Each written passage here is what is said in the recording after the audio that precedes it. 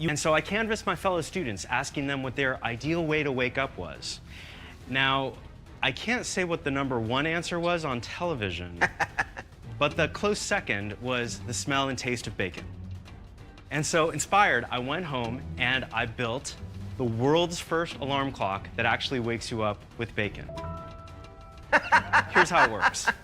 So, the night before, you open up the chamber and you put in a couple of slices of pre-cooked bacon, and then you set the alarm for, say, 7 a.m.